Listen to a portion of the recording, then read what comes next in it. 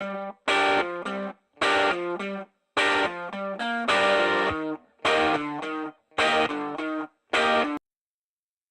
que traigan su Biblia, les pido que la abran en el libro de Daniel, capítulo 7. Vamos a profundizar bastante en escatología en esta tarde. Esta es la serie que estamos viendo del libro de Daniel. Y hoy nos toca abordar el capítulo 7, que estoy seguro nos va a llevar 2 o 3 conferencias más. Y el libro de Daniel, como lo hemos visto, fue escrito aproximadamente 600 años antes de Jesucristo. Se hace 2600 años. Necesitamos también entender que es importante saber el contenido de las profecías escondidas en el libro de Daniel, porque es el único libro de la Biblia, principalmente del Antiguo Testamento, que profetizó exactamente cronológicamente cuando iba Cristo a nacer. En el capítulo 9, cuando lleguemos, lo vamos a ver con las 70 semanas, de qué forma tan exacta cronológicamente se profetiza el tiempo de Cristo cuando iba a nacer. Por eso, cuando Cristo apareció en el escenario mundial, les dijo a los fariseos: no han conocido el tiempo de su visitación. Y es impresionante que 3 hombres que venían de Babilonia, que se conoce como los famosos Reyes Magos, que no fueron ni Melchor, ni Baltasar, ni Sancerulo tampoco, ¿verdad? Son nombres ficticios que hemos inventado. Ni venían en un camello, en un elefante, ni en un caballo tampoco. Todo eso tampoco es bíblico, como las películas que están pasando ahorita de Éxodo y el Hijo de Dios y Noé, que son antibíblicas, las han tijereteado para arrancar la realidad de la Biblia. Todas estas historias tenemos que nosotros venir al origen, que es la Biblia, para poder entender claramente el mensaje que los poderes del mal quieren distorsionar para tratar de aplacar y abortar el entendimiento de aquellas personas que quieren conocer a Dios. En este capítulo 7 de Daniel, que es clave en todo el libro de Daniel y que es demasiado profundo, voy a tratar, y le pido a Dios sabiduría para ir poco a poco explicando la profundidad de este libro, para que veamos nosotros que se profetiza el futuro de las naciones gentiles antes de la segunda venida de Jesucristo. ¿Qué les quiero decir? Que hace 2600 años la Biblia puso en orden qué naciones iban a ir apareciendo, 1, 2, 3, 4, 5 en la historia desde hace 2600 años hasta la segunda venida de Jesucristo, para que cuando nosotros vengamos al libro de Daniel y veamos que estamos viviendo en el siglo XXI, que las naciones que son actualmente las protagonistas, las naciones que están surgiendo en el Medio Oriente y que comenzaron a surgir a partir de 1940, que fue cuando la mayor parte de estas naciones recobraron su independencia u otras se independizaron, como Israel, Egipto, Siria, Jordania, etcétera, etcétera. Son las naciones que hace 2600 años se profetizaron que iban a formar parte de la última confederación política del mundo. Nunca se profetizó que Estados Unidos, que ni Inglaterra, ni Francia, ni Alemania, ni España figurarían, menos ninguna nación del continente americano figurarían antes de la segunda venida de Cristo. Estados Unidos es impresionante que tenga casi 60 años, ¿verdad?, después de la Segunda Guerra Mundial, como la primer potencia económica, política y militar, aunque ya no está debilitándose cada vez más. Es increíble que no aparezca en la Biblia. Sin embargo, no aparece en la Biblia como alguna nación que iba a figurar antes de la venida de Jesucristo. Entonces, vamos a ver de una forma maravillosa y reveladora qué es lo que la Biblia nos va a descubrir en esta tarde respecto a estas naciones y la forma como se describen de una forma simbólica, porque Dios esconde los misterios simbólicamente para que los que no tengan al Espíritu Santo no entiendan las cosas que son de Dios. Por eso cuando Cristo en Mateo 13 iba caminando por el mar, le dijo a los discípulos: el sembrador salió a sembrar, sembró la semilla, una cayó en buena tierra, otra con espinas, otra en pedregales, etcétera, etcétera. Y entonces toda la gente oyó como un cuento de hadas, la parábola del sembrador, Mateo capítulo 13. Y entonces Cristo, después de que cuenta la parábola, agarra a sus discípulos aparte y les dice: a ustedes les es dado conocer los misterios del reino de Dios. Y entonces Cristo les comienza a explicar qué significa la semilla. Y ya les dice: la semilla es la palabra de Dios, la tierra es el corazón, los que caen en espinas son los afanes del mundo y les impiden crecer en su vida cristiana, etcétera, etcétera. Y así en el Nuevo Testamento Cristo escondió los misterios del reino de Dios en parábolas. Y le preguntaron: ¿por qué les hablas en parábolas? Y él les contestó: porque tienen endurecido el corazón y sus oídos no quieren oír la verdad. Entonces, a todos los seres humanos, ese es el mensaje de la Biblia: que quieras caminar con Dios, que quieras servir a Dios, Dios se va a revelar a tu vida. Dios te va a abrir el entendimiento para que vengas y comprendas lo que Dios quiere darte a tu corazón, a tu matrimonio, a tus hijos y hasta a tus bisnietos. Porque Dios honra a los que le honran. En el primer año de Belsasar, rey de Babilonia, comienza así el capítulo 7 de Daniel. En el primer año de Belsasar, rey de Babilonia, tuvo Daniel un sueño y visiones de su cabeza mientras estaba en su lecho. Luego escribió el sueño y relató lo principal del asunto. Daniel dijo: miraba yo en mi visión de noche, y he aquí que los cuatro vientos del cielo combatían en el gran mar, y cuatro bestias grandes, diferentes la una de la otra, subían del mar. La primera era como león y tenía alas de águila. Yo estaba mirando hasta que sus alas fueron arrancadas, y fue levantada del suelo y se puso enhiesta sobre los pies a manera de hombre, y le fue dado corazón de hombre. He aquí otra segunda bestia semejante a un oso, la cual se alzaba de un costado más que del otro, y tenía en su boca tres costillas entre los dientes, y le fue dicho así: levántate, devora mucha carne. Después de esto miré, y he aquí otra semejante a un leopardo, con cuatro alas de ave en sus espaldas. Tenía también esta bestia cuatro cabezas.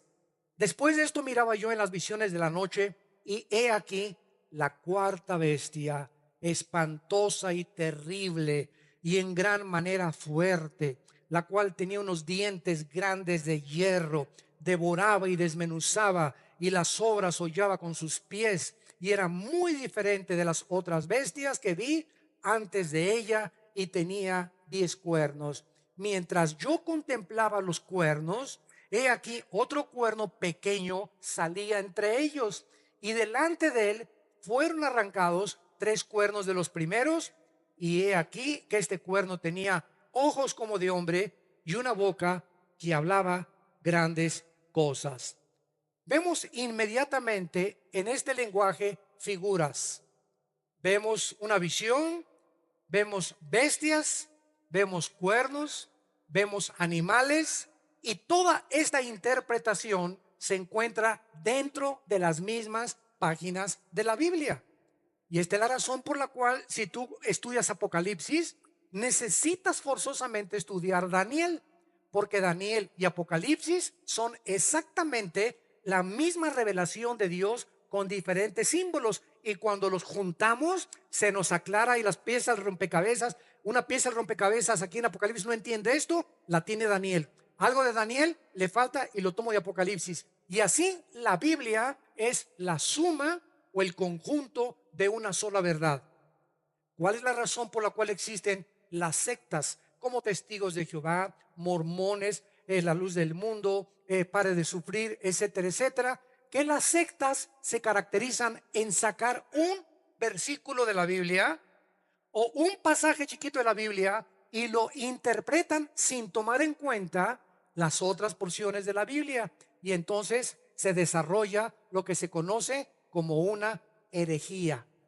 Por ejemplo, los Testigos de Jehová es una secta que no creen en el infierno, no creen que Jesucristo es Dios. Los mormones dicen que somos dioses porque hay un versículo en los Salmos y otro en los Evangelios donde Cristo les dijo son dioses, sin saber que esa palabra Elohim en el hebreo se usaba para los gobernantes también y los principados en el Antiguo Testamento. En fin, Todas estas cosas y toda esta mala interpretación y toda esta torcedura que la gente ha hecho es por no tener un conocimiento sistemático de la Biblia, de la A a la Z, que es como la Biblia debe de estudiarse sistemáticamente, teológicamente.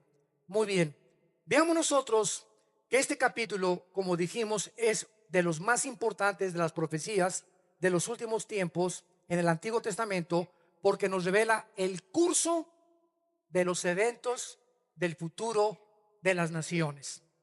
Las naciones son retratadas en Daniel y en el Apocalipsis como bestias. El Espíritu Santo no pudo utilizar otro nombre más que bestias. Y en la Biblia, en el original hebreo y en el original griego, hay dos palabras para animales. Una palabra es para animal y otra palabra es para bestia. Por ejemplo, animales son la vaca, el toro, el venado, los conejos, los que son domésticos o inofensivos. Las bestias son el león, el tigre, el leopardo, el oso, los que son depredadores, los que son feroces. Pero es interesante, como vamos a ver, que Dios escoge a tres imperios mundiales. A uno le pone el león, vamos a ver que se refiere a Babilonia, lo que es ahorita Irak. Ese es el león a quien Dios lo designa como esta bestia. Después vemos al oso, que le corresponde a Irán, que en la Biblia se revela como los medos y los persas. En 1935 se le cambió el nombre de Persia a Irán. Y vemos en tercer lugar al leopardo, que le asigna este nombre Dios al imperio de los griegos. Y lo vamos a ir con detenimiento porque cada uno de estos bestias, se asemejan a estos imperios crueles, sanguinarios y feroces. Por eso escogió Dios el nombre de bestias. Pero si ustedes notaron, la cuarta bestia, el Espíritu Santo, no encontró ningún nombre con que designarla. Solamente dice grande, ¿se acuerdan? Espantosa, terrible, que es la cuarta bestia, que es en lo que le corresponde al imperio romano, que va a volver a resurgir antes de Cristo. Y de acuerdo a la profecía, los que ya han estudiado este libro de Daniel, cuando estamos en el capítulo 2, vimos que el rey Nabucodonosor, años antes de esta visión, vio una estatua grandísima. Recuerdan el capítulo 2 de Daniel. Y la estatua tenía la cabeza de oro, el pecho y los brazos de plata, el vientre de bronce, las dos piernas de la estatua eran de hierro y los dedos de la estatua eran mezclados con el hierro de las piernas con barro. Y entonces los brujos y los astrólogos y todos vinieron y no le pudieron interpretar el sueño a el rey Nabucodonosor. Entonces mandaron llamar a Daniel. Y Daniel le salvó la vida a los magos y a los astrólogos y a los brujos de Babilonia, porque Dios le reveló en el capítulo 2 qué significaba el sueño del rey Nabucodonosor. Y entonces Daniel en este sueño le dice al rey: tú eres la cabeza de oro, que fue el imperio babilónico, que en 1538-40 más o menos invadió y sitió Jerusalén y se llevó a los judíos exiliados, ¿verdad?, a Babilonia, que es ahorita Irak, la nación de Irak. Y después le dice Daniel: los brazos y el pecho de plata es los medos persas. Dice: vendrá otro reino inferior al tuyo, que fue el imperio de los medos y los persas, cuando se unieron para conquistar a Babilonia. Y después le dice Daniel: lo que es de bronce, vendrá un tercer imperio que la historia nos da testimonio, que fueron los griegos. Alejandro el Magno, que a los 21 años de edad, Alejandro se convierte en uno de los héroes más grandes de Macedonia, hijo de su padre Filipo y discípulo de los grandes filósofos de Grecia y de la cultura helénica que le transportaron o le heredaron a Roma. Y entonces Alejandro el Magno, a los 33 años de edad, o sea, en menos casi de 12 años, conquista casi toda Europa, el norte de África y el Medio Oriente. Y Alejandro el Magno muere en lo que es ahorita Irak. Ahí se murió Alejandro el Magno, en Babilonia. Murió como homosexual, con un pasadón que se dio de hashish, de la Golden de Acapulco, y quién sabe cuántos chochos se metió, ¿verdad? Pero se entregó a las drogas tremendamente, cayó de rodillas, embriagado con drogas, con hashish y con todo, con amigos homosexuales y hizo a un lado las mujeres y le dijo a sus generales: ya no tengo reinos que conquistar. Y posiblemente se murió, ¿verdad?, de un ataque al corazón, no sabemos, pero se murió de una sobredosis de drogas y de alcohol. Muy bien, cuando muere Alejandro, viene, ¿qué imperio? El imperio romano, que es el cuarto imperio, que está profetizado en Daniel 2 con las piernas de hierro. ¿Por qué se profetizan las dos piernas de hierro? Porque cuando Roma sucumbe, aproximadamente en el año 325, 350 después de Cristo, Roma se dividió entre Estambul, que es actualmente Turquía, y Alejandría, que está en Italia. Entonces Roma se divide, el imperio romano se divide, y vemos nosotros que de hace 2000 años hasta nuestros días, ningún imperio volvió a surgir.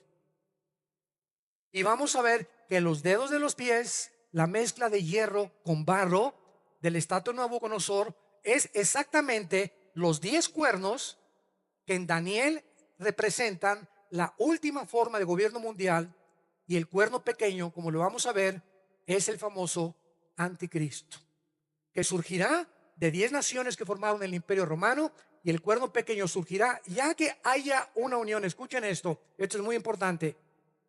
Si alguien te dice el anticristo es el príncipe Felipe o es el papa, al pobre Obama también ya le echaron que también se parece al anticristo, o que es el rey de Inglaterra, o el presidente de Asturias, o el rey de Asturias, o etcétera, etcétera. Cualquier cosa que ustedes escuchen de que el anticristo son especulaciones de gente, se dice amarillista, que quiere hacer de todo verdad una noticia, y sin embargo no es verdad. Escuchen esto: nunca sabremos quién es el anticristo hasta que oigamos en la televisión, en CNN, en Fox News, en México, lo que sea, cuando 5 naciones de Europa se unan con 5 naciones del Medio Oriente.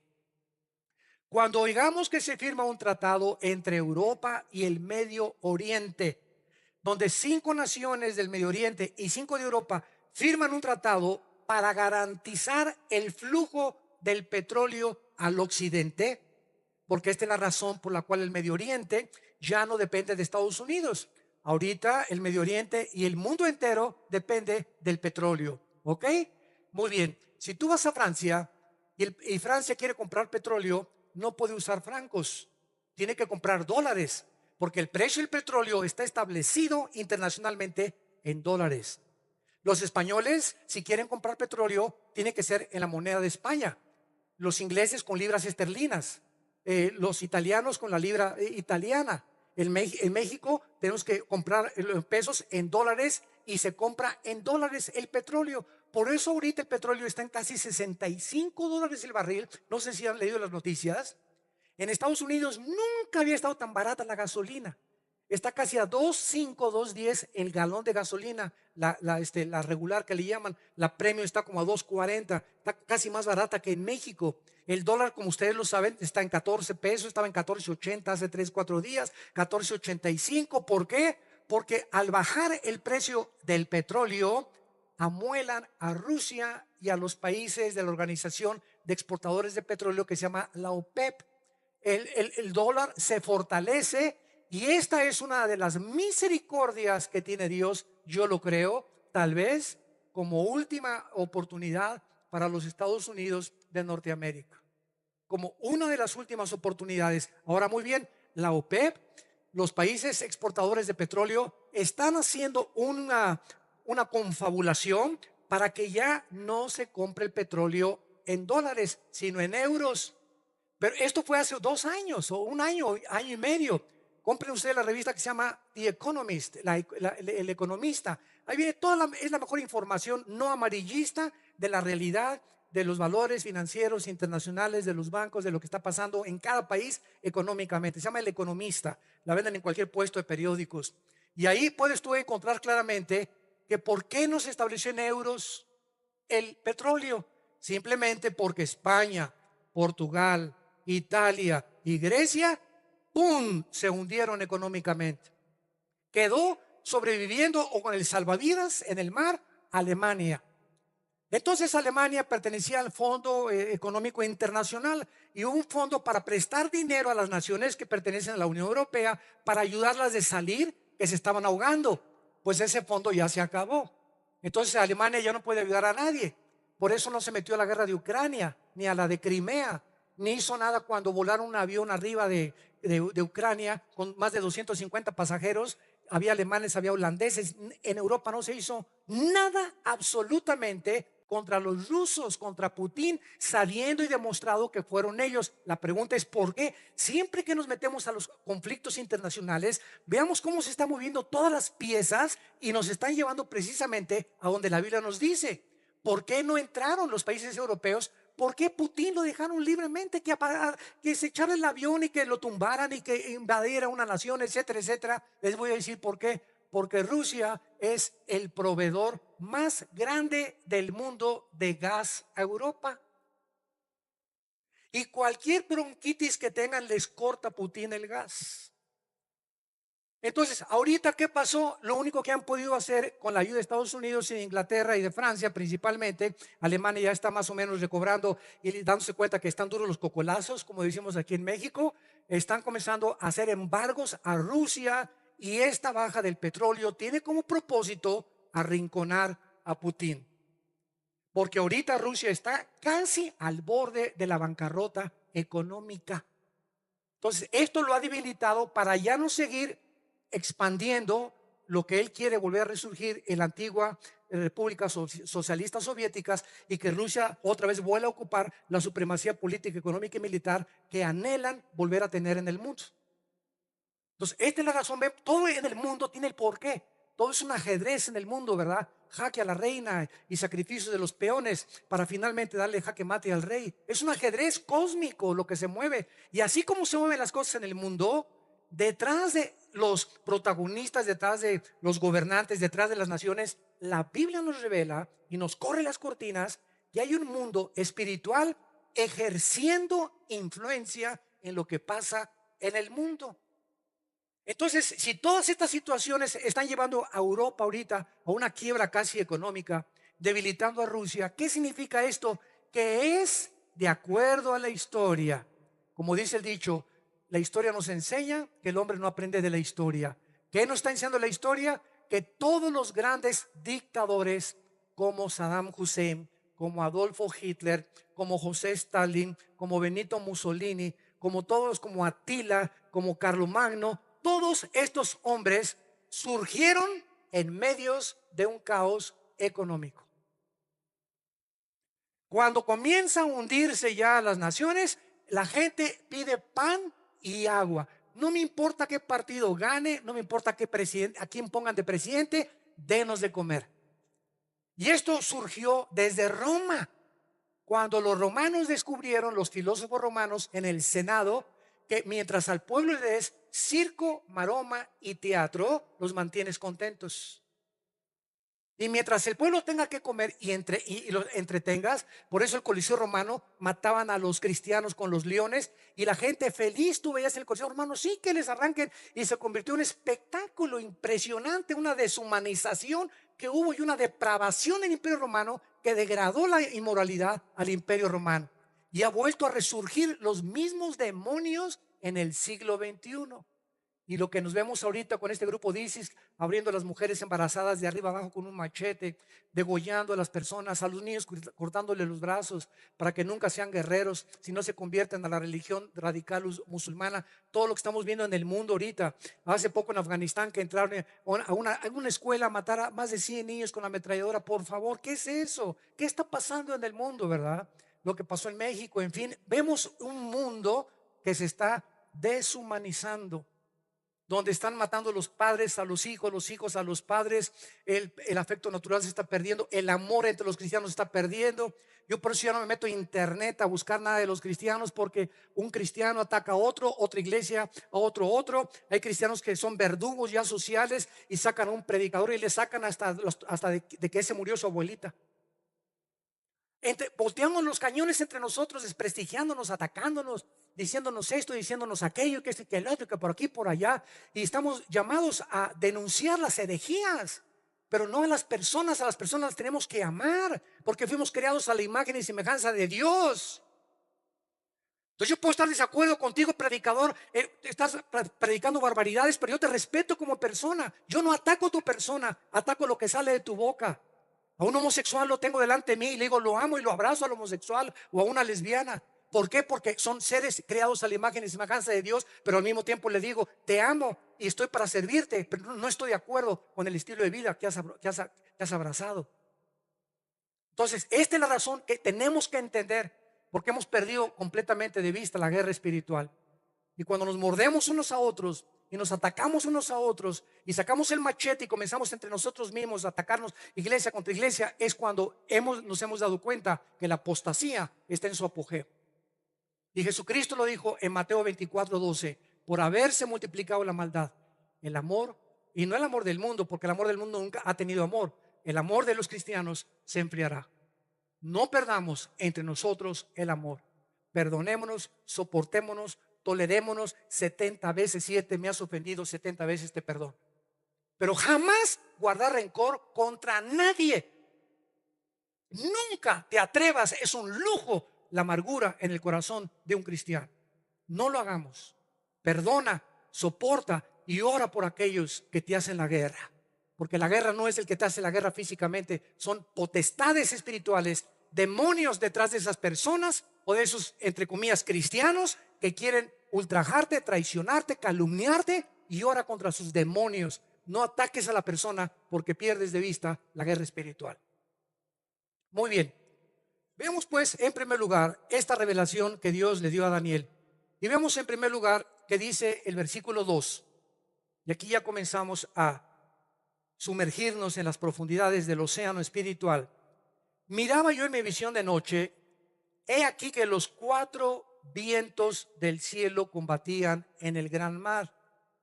¿Cómo es posible, si a simple vista lo queremos interpretar, que 4 vientos estén peleándose o haya una guerra en el espacio entre 4 vientos? Y cuando vemos nosotros la palabra hebrea que se tradujo para vientos, es la palabra hebrea ruach, con ch al final, que se pronuncia ruach, que se traduce espíritu. Entonces la palabra espíritu, ruach, en el hebreo se traduce en la Biblia de 2 formas, y depende del contexto se interpreta. Entonces se traduce como espíritu y como viento.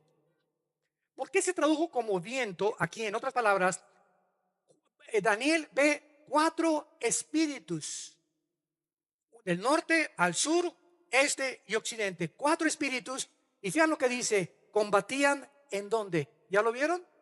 ¿En dónde? ¿En México? ¿Atlacomulco? Combatían en el gran mar. ¿Cuál es el gran mar? En la Biblia, el mar Mediterráneo, porque ahí es donde se desarrolla todo el escenario y el teatro, ¿verdad?, de la Biblia y los protagonistas de los últimos tiempos. Entonces vemos que en el mar Mediterráneo, y es lógico, porque Daniel en ese tiempo vivía junto al mar Mediterráneo, ¿verdad?, ahí en Babilonia, en Irak, y es en el gran mar donde Dios le da la gran visión. O sea, en el mar Mediterráneo ve Daniel 4 espíritus que están combatiendo en el aire. Y en ese momento Daniel no entiende nada e inmediatamente dice el versículo 3: y 4 bestias grandes, diferentes la una de la otra, subían del mar. Estos 4 espíritus combatiendo en el mar Mediterráneo, como a continuación el contexto que sigue nos va a explicar, son los 4 principados satánicos de Irak, de Irán, de Grecia y de Roma, que son las 4 bestias que vamos a estudiar, sino en la próxima clase, y vamos a ver que espiritualmente en el aire estaban estos 4 principados demoníacos, porque la Biblia nos explica, vamos a ver ahorita más adelante, que cada nación y cada imperio en la historia ha tenido detrás poderes demoníacos controlando a sus gobernantes. Veamos rápidamente esto en el capítulo 10 de Daniel, para ir certificando, corroborando y respaldando todo con la Biblia. Dice Daniel capítulo 10. Daniel en este capítulo está en ayuno. Dice el versículo 2, en aquellos días estuve afligido 3 semanas, no comí manjar delicado. Versículo 3, no entró en mi boca carne ni vino, ni me ungí, etcétera, etcétera. Y en este ayuno se le aparece un ángel a Daniel. Vean esto. Daniel está aquí en la tierra, hincado. Lleva aproximadamente 3 semanas de ayuno con puros vegetales. Cuando Daniel se pone a orar de rodillas, Dios manda la respuesta, porque es otra de las cosas que pertenecen a la soberanía de Dios. Dios usa a los ángeles. Él podría decir esto que hacía así, esto que hacía así, y así podría ser como un mago, ¿verdad? Pero a Dios le ha placido usar ángeles, querubines, serafines, a los seres humanos para todo el programa del universo y de la eternidad. Entonces Dios manda a un ángel, como se lo mandó a María. Dios le pudo haber dicho en la noche a María, María, vas a ser madre, bla, bla, bla, pero le mandó a un ángel. Lo pudo haber hecho Dios, pero no lo hizo porque es la soberanía de Dios. Entonces Dios manda a un ángel a que baje. Vean esto, Dios, la Biblia nos habla del primer cielo, segundo cielo, tercer cielo. 2 Corintios capítulo 12, ahí lo encuentras. Hay 3 cielos de acuerdo a la Biblia: el cielo de la atmósfera, el cielo cósmico de las estrellas y los planetas, y el tercer cielo, que son las habitaciones de Dios. Allá en el tercer cielo hay un templo, hay un arca. Todo lo que Moisés hizo en la tierra fue copia de lo que ya está en el cielo. Entonces del tercer cielo manda Dios un ángel, y el ángel tenía que atravesar el segundo cielo y el primer cielo para llegar a la tierra, ¿correcto? Muy bien. Cuando el ángel viene descendiendo del cielo para traerle el mensaje a Daniel, una potestad que es la que en aquel tiempo gobernaba el imperio, que es Irán, se le atraviesa al ángel de Dios y lo comienza a detener para que no le lleve la respuesta de las oraciones a Daniel. Y entonces se arma un conflicto en el espacio, en el segundo cielo, que es el cielo cósmico de los planetas y las estrellas, y se agarran del chongo, ¿verdad? El ángel de Dios y el ángel de Satanás, o el principado, se agarran los dos, y es tan intenso el conflicto que dice la Biblia en Daniel capítulo 10, versículo 12. Entonces me dijo Daniel, no temas, porque desde el primer día que dispusiste tu corazón a entender y a humillarte en la presencia de tu Dios, fueron oídas tus palabras, y a causa de tus palabras yo he oído. En otras palabras, en el momento que nos hincamos, desatamos una guerra espiritual. En el momento en que tú te pones de rodillas y comienzas a orar, pones en acción a los ángeles de Dios, y se ponen en acción los demonios y los ángeles de Satanás. ¿Y qué es lo que va a determinar quién gana? Nuestra fe. La seguridad con la que oras, la confianza que demuestras en tu oración cuando te levantas y mi hija está muriendo y tengo un hijo que es drogadicto y pasó estas cosas, y ahí está la hermana Chole orando media hora. Ay, Señor, y pasa la media hora y te levantas y la hermana Chole no ha cambiado, sigue igual. Ay, pastor, ¿de dónde viene el hermano Chole de orar? Pues regrésese otra vez a orar. ¿Por qué? Porque no es cierto que usted le creyó a Dios. Cuando oramos dice, acerquémonos con fe al trono de la gracia para alcanzar misericordia. Pero si el que duda, dice en Santiago 1, el que duda es como las olas del mar. No piense pues que tal haga que recibirá nada de Dios. Si tú al orar no descargas realmente y le crees que Dios se va a encargar de tu hija, de tu hijo, y mientras tanto yo voy a vivir en paz por el amor de Dios.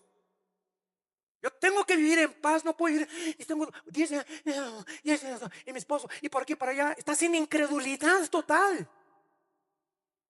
¿Dónde está ese Dios que te dijo no te dejaré ni te desampararé?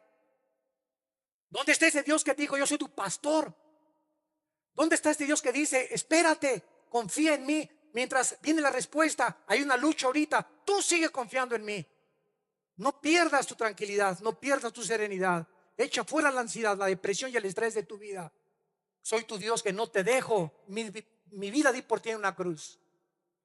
Qué increíble que podamos llegar a ese punto de incredulidad.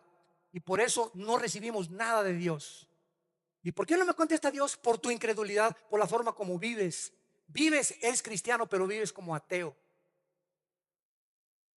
Entonces viene el ángel y viene el conflicto para impedir que la oración venga, porque hay una guerra espiritual cuando comenzamos a orar. Y miren ustedes lo que pasa en el versículo 13. Dice así: mas el príncipe del rey de Persia, y este es el principado satánico que gobernaba el principado, el imperio de los persas o de Irán.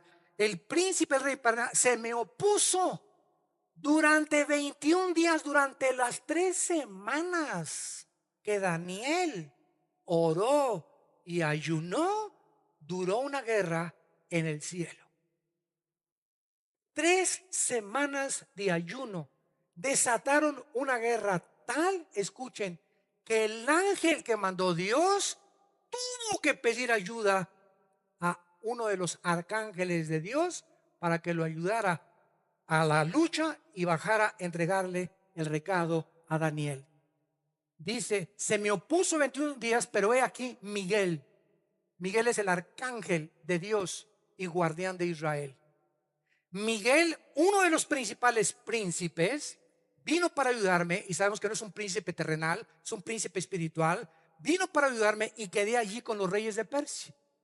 Y dice el versículo 20 del mismo capítulo, él me dijo, el mismo ángel le dice a Daniel: ¿sabes por qué he venido a ti? Pues ahora tengo que volver para pelear contra el príncipe de Persia, y al terminar con él, el príncipe de Grecia vendrá. O sea, hay un conflicto en el cielo mientras estamos orando aquí nosotros en la tierra. Viene Miguel, el arcángel de Dios, y lucha contra este ángel también, y es derrotado. Y entonces el ángel, no Miguel, el ángel que mandó Dios, baja y le revela a Daniel. Ustedes en el capítulo de Daniel, todo lo que le dice Daniel, capítulo 10, 11 y 12, la revelación de Dios. Y mientras tanto le dice el ángel a Daniel: ¿sabes una cosa? Bueno, esta revelación, ahora me voy a volver a subir, voy para arriba, pero después de que el principado de Persia o Irán termine el imperio, viene el imperio griego con otro principado satánico a gobernar, Alejandro el Magno. ¿Y por qué acabó Alejandro el Magno como acabó? Porque el diablo vino a robar, matar y destruir nuestra salud mental. Acabó loco Alejandro el Magno. Friedrich Nietzsche acabó loco y homosexual en un hospital psiquiátrico. Jean-Paul Sartre gritó antes de morir. José Stalin desafió a Dios y dijo: lobos vienen por mí, gritándole a su hija antes de morir, el gran dictador de Rusia. Hitler se tuvo que suicidar y todos sus castillos se desmoronaron. ¿Por qué? Porque nadie puede retar a nuestro Dios. Él es Rey de Reyes y Señor de Señores. Muy bien.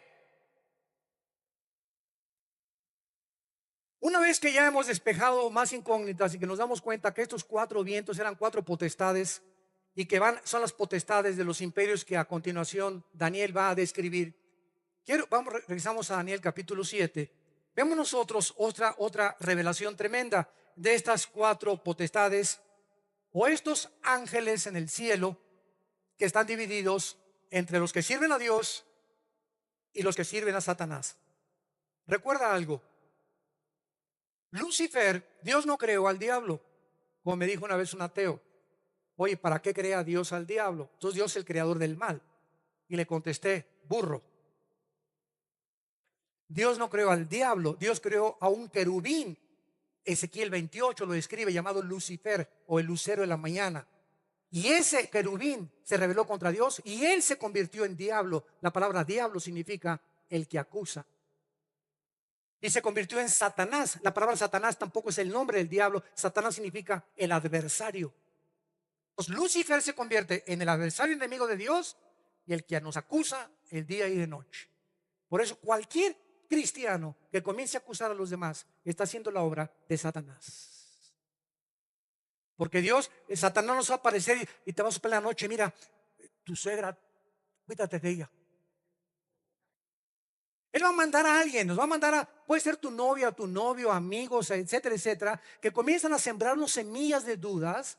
Fíjate que oí esto, y esto por acá, y ya supiste estas cosas, todas estas cosas y todos esos rumores, termínalos inmediatamente, porque no te imaginas el daño tan grande que te hacen si tú permites que tu mente se abra a esas cosas que Satanás quiere para poder lastimar tu salud mental.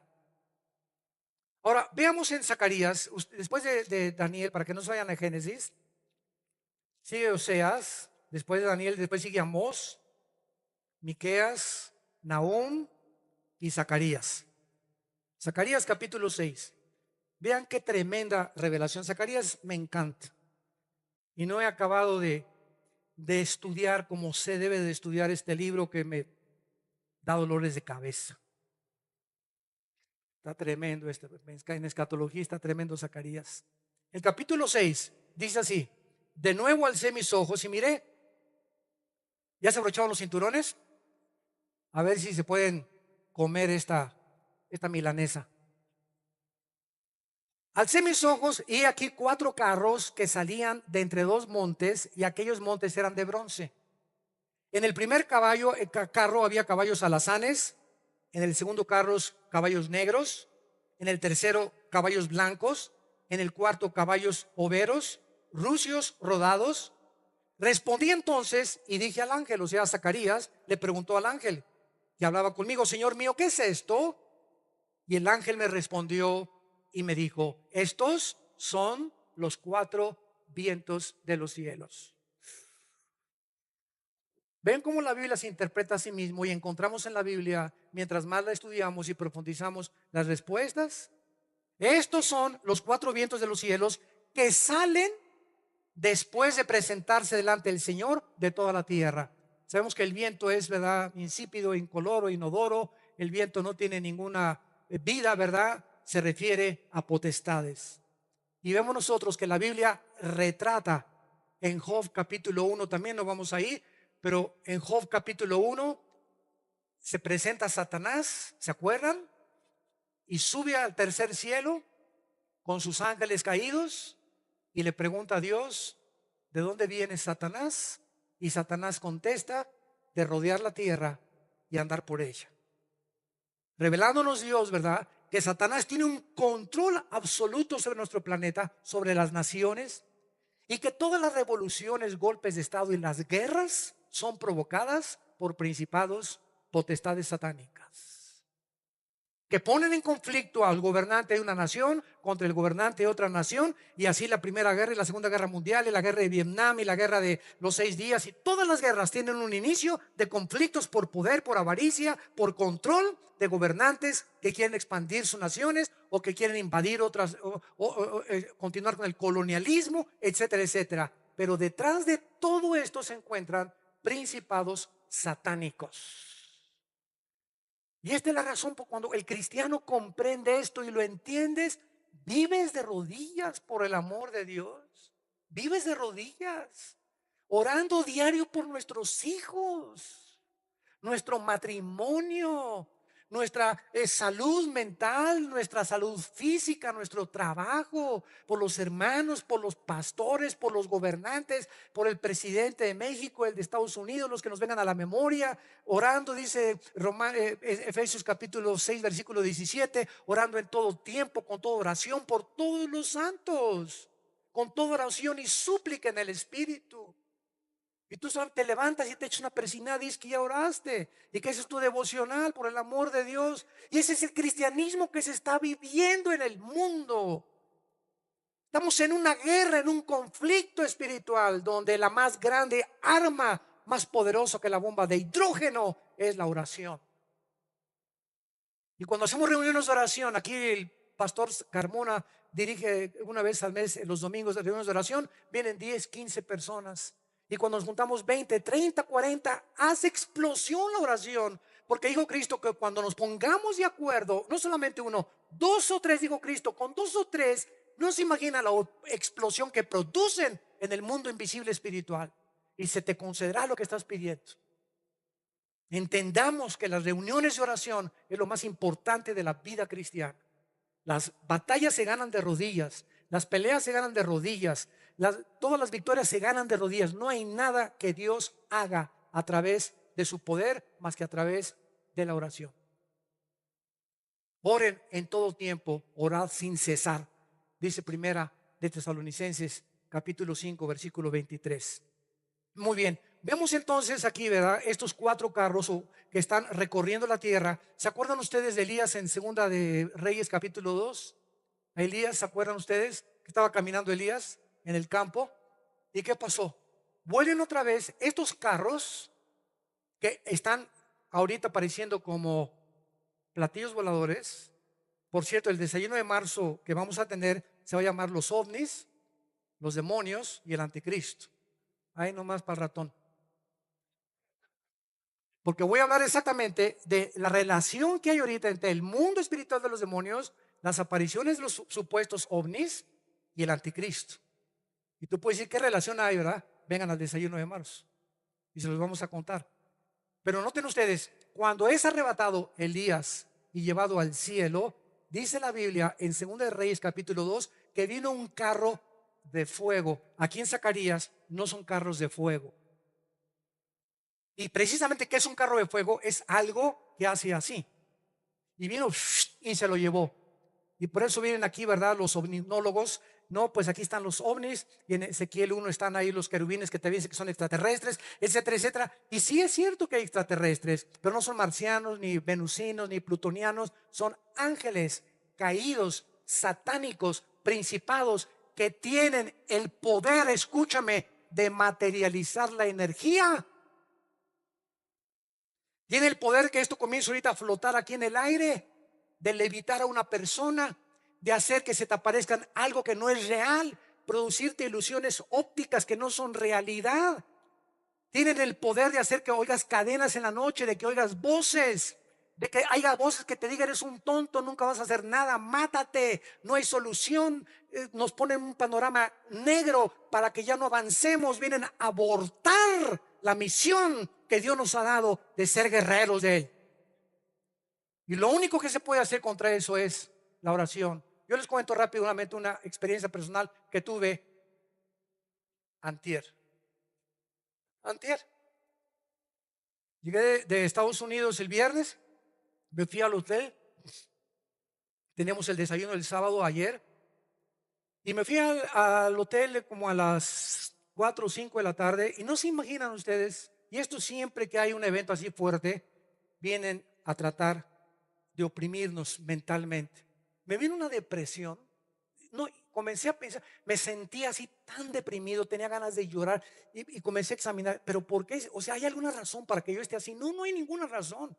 Entonces, ¿por qué me siento así tan mal, así tan, tenía ganas más de dormirme, ¿verdad? Ya no despertarme, así me sentía así como oprimido, como triste de todo lo que está pasando en el mundo y todo, pero una cosa horrible, así como una nube negra así que se me sentó y lo único que hizo fue inmediatamente caí de rodillas ahí junto a mi cama. El viernes en la tarde ahí caí de rodillas y me puse a orar y Señor, soy tu hijo en el nombre de Cristo, soy más que victorioso, tú nos has llevado de gloria en gloria, Señor, gracias porque nunca me dejarás desamparás. Y comencé a sentir que se iba como una nube así, hacia que pum, como una burbuja, pum, así como explotó. Y me paré de orar y hagan de cuenta que me había puesto yo una inyección de algo o que alguien me había dado algo, porque era mis pensamientos se despejaron completamente, ¿verdad? Un ataque satánico. Y así como nosotros los líderes somos atacados y a veces no sabemos por qué, si no discernimos la fuente y el origen de los ataques, vamos a perder la batalla contra los poderes de las tinieblas. Y la intención de ellos es, escúchame, atormentarnos mentalmente, a decirnos no vas a salir adelante, no te vas a casar, no te va a pasar aquello, tu negocio no va a prosperar, eres como Gutierritos, los que en aquella época lo conocieron, ¿verdad? Vas a ser siempre un bueno para nada, etcétera, etcétera, nunca vas a poder cantar, nunca vas a ser el otro, ¿verdad? Y cuando vemos la historia de todos los inventores físicos, deportistas, todos tienen una historia de obstáculos tras obstáculos, como el que ganó el concurso del zapateado en Estados Unidos, de 5 academias de baile lo corrieron porque no sabía bailar y fue el bailarín más grande, Ed Kelly, de la historia. Leo Messi, ¿verdad? Que es mi héroe en el soccer y le voy al Barcelona. Cuando era chiquito, iba a ser enano. No sé si lo sepan, Messi iba a ser enano. Y entonces lo agarraron los médicos de Barcelona y se lo llevaron a España y le inyectaron. ¿Quién sabe qué hicieron con él? Pero ya creció, mide como unos 68, unos 66 más o menos. Ya no se quedó enano y se convierte en el futbolista número 1 de la historia y del mundo. Y encontramos a Einstein, los fracasos que tuvo, a Graham Bell, que descubrió la electricidad y los focos, hizo 500 experimentos antes de triunfar. Nadie tiene el mundo fácil. El mundo es de los que arrebatan el reino de los cielos.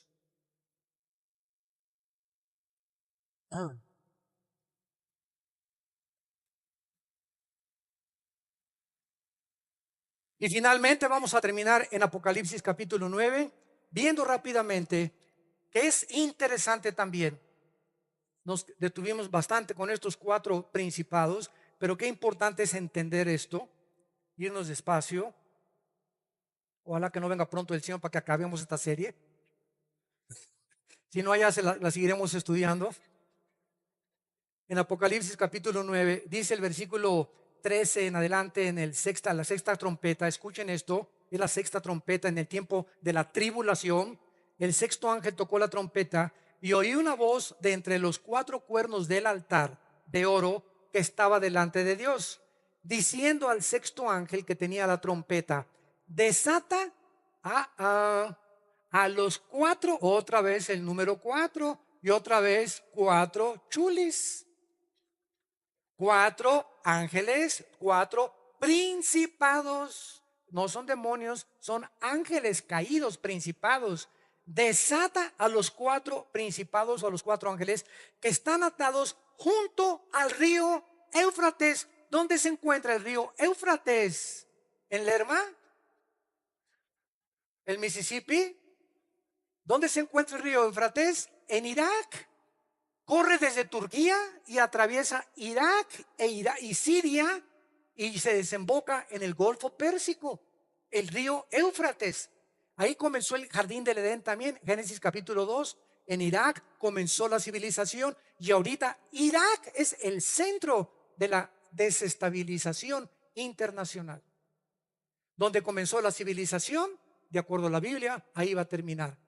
Y la Biblia dice que en Irak hay 4 angelitos que ahí te encargo, que son tan poderosos y tan malignos, tan crueles y sanguinarios, que Dios los tuvo que amarrar.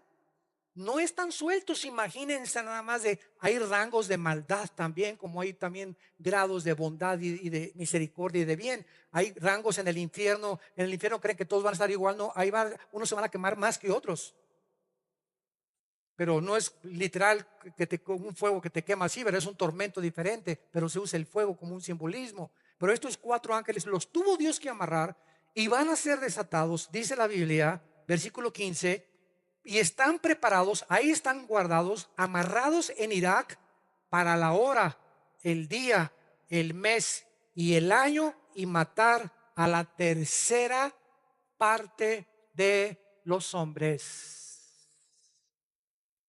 Actualmente somos 7.500 aproximadamente millones de seres humanos en el globo terráqueo. 7.500 millones, de acuerdo al último almanaque. ¿Cuál es la tercera parte de 7.500? Estamos hablando de un poco más de 2.000 millones de seres humanos serán muertos solamente por 4 ángeles. Ellos no van a venir, ¿verdad?, y a cortar las cabezas. Ellos van a usar gobernantes para hacer esta masacre y esta carnicería final, que posiblemente será la última guerra mundial con armas atómicas. Hermanos y santos en Jesucristo, cuando se acuerden, oren por los líderes, por nosotros los pastores. No se imaginan cuánto necesitamos sus oraciones. Dios nos ha llamado a nosotros para alimentarlos a ustedes en pastos verdes. Creo que Vía Nueva para el Mundo se ha destacado desde hace muchos años en dar una buena enseñanza de la Biblia, apegarnos lo más posible a la sistematización de las enseñanzas de las Escrituras, para que ustedes crezcan sanos, con matrimonios saludables, con una salud física estable y equilibrada, para que puedas parir hijos sanos, futuros guerreros, profetas de Dios, predicadores, maestros, pastores de la palabra o el oficio al que Dios los haya llamado. Pero todo esto lo tenemos que hacer conscientes que no tenemos lucha contra sangre y carne, sino contra potestades, huestes espirituales, gobernantes de las tinieblas, que tienen el propósito de destabilizar mi vida, nuestro matrimonio, nuestros hijos, nuestra nación. Y somos nosotros, no el gobierno ni los partidos, somos la iglesia los responsables de lo que sucede socialmente en cada nación. Padre, te damos gracias por tu palabra. Gracias, Señor, por la revelación tan maravillosa del Espíritu a nuestro espíritu, y por corrernos las cortinas, abrirnos las ventanas del mundo invisible espiritual y revelar a nuestro espíritu lo que el ser humano normal, natural, no nacido de nuevo, no puede ver ni entender. Porque estas cosas espirituales se han de discernir espiritualmente. Y hablamos sabiduría entre los que han alcanzado esta sabiduría. Los que por el uso tienen los sentidos ejercitados entre el bien y entre el mal. Gracias, Jesús, por haber dado tu vida en una cruz para pagar nuestros pecados. Y todas las personas en este momento, y los que ven por televisión y los que oyen a través de las redes sociales, que quieran en este momento enfrentarse a esa cruz, donde el Hijo de Dios dio su vida y su sangre para perdonarte y lavarte de tus pecados. Dile en esta Navidad, para que comiences un buen año lleno del poder del Espíritu Santo y de la comprensión y entendimiento de las cosas espirituales, dile: Señor mío y Dios mío, perdona mis pecados. He sido un soberbio, una soberbia, un rebelde en contra de tus principios y tus mandamientos. Te pido que me perdones, no en base a ninguna obra buena que yo haya hecho, porque soy un pecador delante de ti, Señor, pecadora, sino a la sangre que en la cruz derramaste, porque en la sangre está la vida. Y cuando derramaste tu vida, derramaste tu sangre, porque ahí estaba tu vida. Hasta la última gota de tu vida diste por mí. Creo que a los 3 días venciste la muerte y saliste victorioso de la tumba, Hijo de Dios, para darme la esperanza de volver yo también a vivir junto contigo muy pronto, tal vez en un futuro demasiado pronto, y ver que las aflicciones que pasé en esta vida no serán comparables con las glorias que has de manifestar en nuestra familia, en mi vida, en mi corazón. Dame el poder, Señor, de vivir para ti mediante tu Espíritu Santo, y te doy las gracias por tan grande salvación. En el nombre de Jesús. Amén.